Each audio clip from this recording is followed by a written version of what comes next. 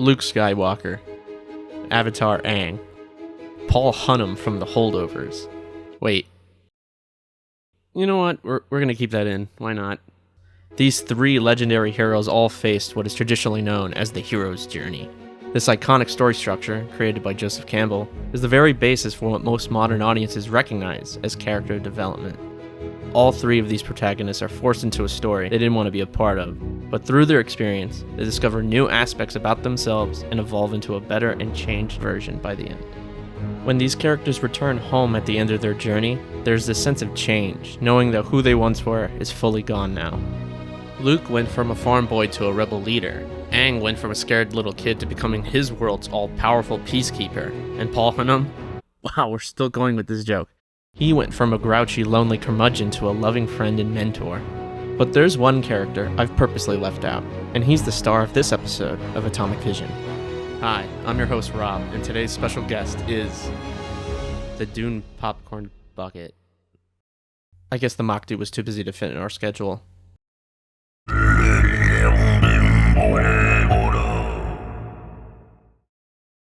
With Dune Part 2 exciting audiences around the world, smashing box office records left and right, there's just one aspect of the film that is sort of getting lost in translation. Some audience members are leaving the film thinking Paul Atredies is the hero of the story. I recently rewatched the film for a third time, and one guy in my audience was genuinely cheering when Paul goes full evil toward the end. So it got me thinking, how many people are leaving the theater like this? I'm not the Messiah, will you please listen? I am not the Messiah, do you understand? Honestly! Only the true Messiah denies his divinity. What? Dune Part 2 is pretty much that guys will see this and say hell yeah meme, and honestly I can't really blame people for thinking this way. Paul's the main character, and at the end of the day, this is a big sci-fi action blockbuster with swords, barbarians, and giant sandworms. But the truth is, Paul isn't a hero. I know this is a bit obvious to most of you, but it still needs to be reiterated. If you're someone who genuinely thought he was the Messiah, then the film succeeded a little too well with its message. If you've been online the last few weeks, you might have seen the words media literacy being thrown around anytime Dune Part 2 is mentioned, so I'll explain why. Typically, when you watch a movie or a show, its story usually holds a double meaning. The literal plot and an emotional plot. Characters go on literal journeys, but emotionally they change too, just like Luke, Aang, and Mr. Hunnam. Paul Atredies' journey tells a much darker story, and it's not about a hero overcoming insurmountable odds. The subtext of Paul's journey is parallel to that of Napoleon Bonaparte. Sure, it looks like he's the hero in this story because, Paul leads an entire army to enact revenge against his oppressors, but in reality, he's not the Mahdi like Stilgar's been claiming the whole time. To all the diehard Dune fans out there, a lot of you are probably just nodding going, dude, we know. But this episode's for all the new Dune fans who aren't familiar with the books and only watched the two movies. So yeah, Dune Part 2 is actually a villain origin story for Paul. He's not even Luke. He's Darth Vader. During the film, Chani makes it very clear that she's against the prophecy the entire time. Whenever Stilgar opens his trap about the Mahdi this and the Mahdi that, Chani gets very upset about it. She knows that the Bene Gesserit created this fake legend to keep the Fremen in line, and it upsets her whenever she sees her people worshipping a false prophet. And the funny part is that Chani's right. Paul is not the Fremen's savior. The only reason Chani falls in love with Paul is because beyond the Bene Gesserit's propaganda, she saw that underneath it all, Paul had a sincere soul. This is one of the best changes made from the book to the film because in the original story, Chani is more reluctant than anything. In the new Denis Villeneuve films, Chani is downright furious at Paul's descent into madness, and her frustration only grows bigger and bigger as the Fremen become a full-on cult. When the movie ends with its final emotional gut punch, it's meant to show how much Paul has changed and how Chani was right. But you're saying to yourself, doesn't Paul have superpowers? Doesn't that make the prophecy true? And the answer is still no. The film repeatedly mentions that Paul's not even supposed to have the voice. Lady Jessica broke the Bene Gesserit's rules to teach Paul how to use the voice, and in Part 2 we learn even more about this when the Fremen women give Jessica the water of life. When she transforms into the Fremen's version of a Reverend Mother, both of these hints tell us one clear detail, and it's that the women of Dune have all the power, while the men do not. So what makes Paul so special then? Well, nothing. And that's the point. Paul isn't special. The film only convinces you he's special because he's the only man that has this power. So what if some other man drank the water of life? Would he get the powers too? We don't know because the Fremen block any man from even trying. Paul gaining these gifts isn't even proof that he's the Mahdi. It's just what happens when you drink the worm juice. And the only reason he survives is because he uses his Bene Gesserit powers to fight back against the poison. It's not that men aren't capable of these superpowers. It's that the Bene Gesserit are withholding this opportunity from men on purpose. The Bene Gesserit don't want men to have this gift. So they're gatekeeping this power in order to keep themselves in control. And what only adds credence to Paul's unimportance is how in part 2 we sort of learn that the dreams Paul's been having are actually false memories implanted by his mother. The movie quietly teases that she's been using the voice on him during his sleep, so that's why he's been dreaming about Chani since the first movie. It was his mom planting the seeds the whole time. The movie's very coy about this concept, but it hints towards this theory during the big Feyd-Rautha gladiator scene.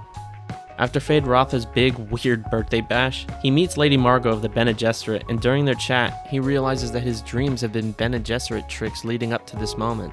He recognizes Margot, but he's only met her that day. She even communicates telepathically to let him know that his suspicion is correct. She breadcrumbed him so that way when she seduces him, it feels like destiny. So technically, Paul's dreams are lies, his powers aren't fully unique, and he only has these powers because his mom broke the rules. Not because he's actually the one. And if you've really been paying attention, Paul nearly dies like left and right in both films. Despite being able to see alternate realities and parallel pathways, Paul almost dies during the final knife fight, practically reenacting his training with Gurney in the first film as a callback. It's not destiny that Paul has survived for this long. It's just luck. In part 2, there's a scene where Stilgar sends Paul on a camping mission in the desert, and not even a few minutes in, Chani tracks him down to make sure he's safe. Chani pretty much keeps Paul alive throughout the whole film. She even brings his deadass back to life when he ODs on the worm juice. Paul's journey is kind of like an inverse of Simba's from The Lion King. Both are sons of royalty, having witnessed their father's murders, cast out of their kingdoms, and left to die in the wastelands. Only later do they return home and get their revenge, and since this is all very Shakespearean, there's a key difference in their motivation.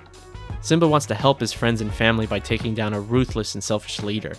Paul, on the other hand, he wants sweet, sweet revenge, and once he gets that bloody retribution, he wants more. Another parallel that I think is even more compelling is how Paul Atredies is kind of like Moses from the Bible. Since Dune borrows a lot of mythology from multiple religions, it makes sense that Paul's journey resembles a century-spanning epic like in Greek mythology, or in this case, the Bible. Paul and Moses are both chosen to be their world's savior, and are tasked with a big adventure hoping to liberate their people. But the aspect that I don't see being mentioned is the one thing that I think really ties Paul and Moses closely together, and it's the fact that Moses technically fails his mission. After liberating his people from Egypt, Moses guides his flock through the desert, and over time, the people who believed in him slowly turn their backs on him too. This all builds up to a climactic reveal of the Ten Commandments, and a shocking amount of people die in the process. The story ends with Moses failing to find his people a new home, passing the baton to a new hero in the Bible, and then he dies alone. Paul, despite everything he's done so far, will only lead the Fremen to certain doom. And what makes all of this seem so tragic is that the point of no return for Paul is when he drank that damned water of life. Paul was the son of a duke, so the chances of him becoming like a noble leader was always going to be low. But when he's tempted to gain even more power, that final step is what turns our naive protagonist into a monster. The film closes with Paul defeating Feyd-Rautha Harkonnen, reclaiming Arrakis for the Fremen, and crowning himself God Emperor of the entire universe. It's in this scene that the audience sees how much Paul has quickly turned to the quote-unquote dark side. And when Gurney and Stilgar tell Paul that the other houses are refusing to bow to his feet, Paul doesn't waste a second and declares intergalactic holy war, promising to bring his enemies to paradise. I don't know about you, but that doesn't exactly scream good guy behavior. Dune Part 2 is a heavy, rich, and deeply important film that somehow manages to balance its thoughtful themes with jaw-dropping action sequences and surprising humor. But the one thing that everyone should take away from this is that it's a cautionary tale about faith, propaganda, and false prophets. Dune Part 2 uses Joseph Campbell's iconic hero's journey to showcase how easy it is to manipulate followers. Paul isn't even helping the Fremen throughout both films, he's using them. Paul was never destined with glorious purpose. He's just a puppet for a much bigger threat, and I don't think anyone could have guessed. It was his mother pulling the strings the whole time. Well, unless you read the books. As our world grows bleaker every day, and faith gets twisted to fit certain people's false narratives, even for our own personal entertainment, it's good to take a step back, re-examine how we perceive the world, and maybe accept that some false prophets are just monsters in disguise.